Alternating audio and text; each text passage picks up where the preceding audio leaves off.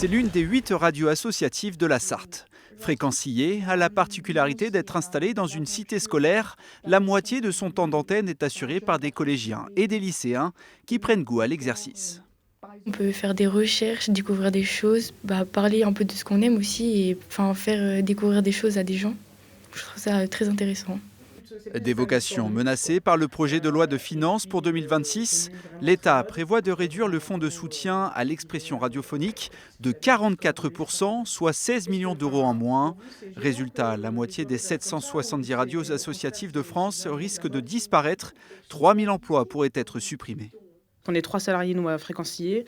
Et donc, c'est de la crainte de se dire, c'est un peu une roulette russe, quoi. C'est sur qui ça va tomber. On ne veut pas y réfléchir pour le moment, on refuse que ça arrive. Mais il y a quand même ça dans un coin de la tête. Un nouveau coup dur pour les radios associatives du département. Déjà en 2025, elles ont dû faire face à la suppression de la subvention régionale. Moins 13 000 euros de budget pour Radio Alpa.